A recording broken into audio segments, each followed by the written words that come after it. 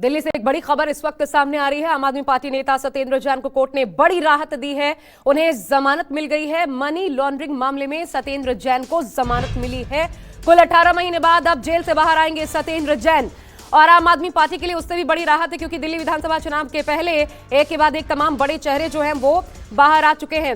संजय सिंह, फिर अरविंद केजरीवाल, मनीष सिसोदिया और अब सत्येंद्र जैन, चौथा बड़ा चेहरा जो कि अब जेल से बाहर आ रहा है, और वो भी विधानसभा चुनाव के पहले। ऐसे में ये बड़ी राहत की एक तो खबर, लेकिन जो कोर्ट ने कहा बहुत महत्वपूर्ण हो जाता है। कोर्ट ने कहा ट्रायल जल्द खत्म होने के आसार नहीं है। इसके मायने ये हुए कि मामला गंभीर लंबा खिंच सकता था। इसको देखिए, मैं वरुण सिन्हा का रुख कर रही हूं, हमारे साथ हमारे संवाददाता इस पर ज्यादा अपडेट्स लेकर जुड़ रहे हैं। वरुण, कोर्ट ने क्या कहा जमानत देते हुए, क्या कहा गया?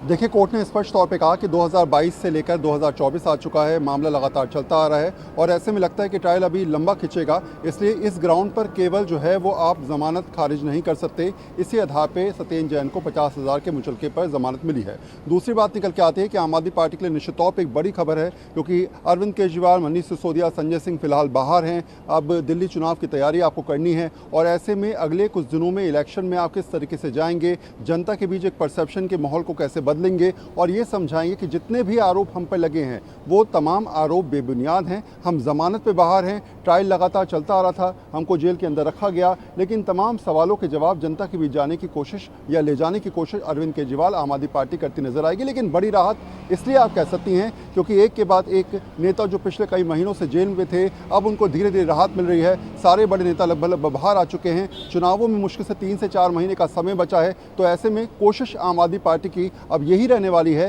कि जो परसेप्शन बदला, जो हालात बदले, पिछले कुछ दिनों में जो आम आदमी पार्टी की छवि खराब हुई, उसमें कहीं ना कहीं अब जो डेंट लगा है उसको साफ करने का प्रयास किया जाए पार्टी की तरफ से। वरुण, लेकिन अगर कोर्ट ये कह रहा है कि अभी क्योंकि ट्रायल खत्म होने के आसार नजर नहीं आते, इसका मायने एक और ये भी हुआ कि मामला गंभीर मान रहा है कोर्ट। जो भी सबूत साक्ष्य कोर्ट के सामने रखे गए हैं, इसका मतलब यह हुआ कि उस पर आगे अभी लंबी ट्रायल चलेगी। कोर्ट मान रहा है कि उसकी सुनवाई की जरूरत है। कोर्ट ने उनको दरकिनार नहीं किया है। यह अपने आप में ये एक अलग मसला होगा।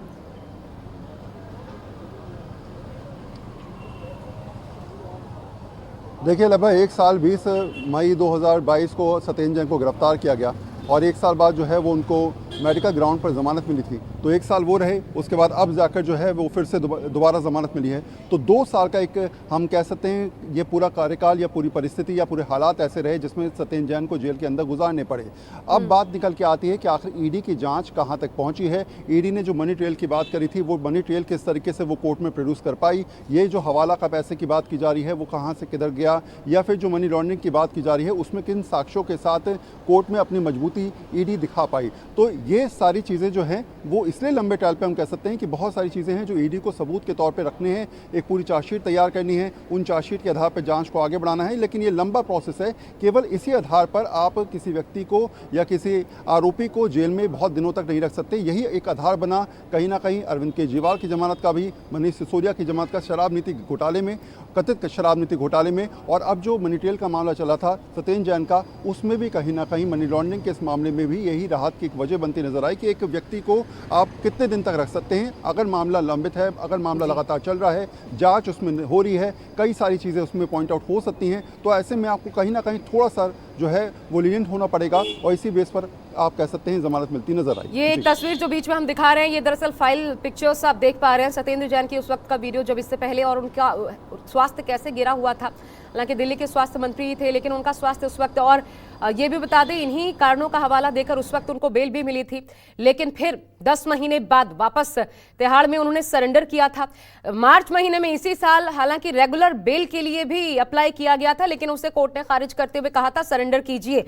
अच्छा, ये भी खबर आ रही है उनकी पत्नी थी जो बेल की खबर सुनते ही रो पड़ी। अब कोर्ट में क्या कुछ हुआ है इस लिहाज से, अगर इंफॉर्मेशन हो तो वरुण बताइए।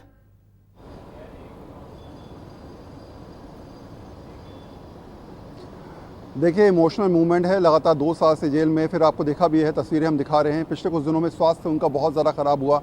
पिछले साल जो है वो उनको इसी ग्राउंड पर ज़मानत दी गई थी कि उनका स्वास्थ्य खराब है, डायबिटीज़ लगातार जो है गिरता जा रहा है। आपको याद होगा कि उन्होंने जो है वो व्रत रखा था, फास्ट रखा था, वो केवल फ्रूट्स खा रहे थे और बीच में उन्होंने फ्रूट्स खाने भी छोड़ दिए थे, केवल जल पी रहे थे, जल के जरिए यानी पानी पीकर ही अपना गुजारा कर रहे थे और इसी वजह से लगातार उनका वेट डाउन होता जा रहा था, जिस आधार पर मेडिकली उनको जो है वो जमानत दी गई थी। ऐसे में सत्येंद्र जैन के लिए, परिवार के लिए, आम आदमी पार्टी के लिए निश्चित तौर पे जो पिछले कुछ दिन गुजरे हैं, हम कह सकते हैं कि शायद आम आदमी पार्टी जानती है कि जिस तरीके से लगातार चीज़ों को आगे बढ़ाया गया, फिर सारे नेता जेल के अंदर पहुंच गए, फिर अब जेल से निकलने की प्रक्रिया शुरू हो चुकी है, सभी बाहर आ रहे हैं, तो ऐसे में नए जोश के साथ तो आप चुनाव में जरूर जाएंगे, लेकिन जो दिन गुजरे, जो हालात गुजरे, जेल के अंदर दिन काटने पड़े, उन हालातों को भी दिल्ली की जनता के नाम की देखे कि क्यों उनको जेल में रखा गया बीजेपी की तरफ से। और अब सत्येंद्र जैन जब बाहर निकले हैं तो एक और मुद्दा जरूर मिला है। बहुत शुक्रिया आपका वरुण, हमारे साथ जुड़ने के लिए।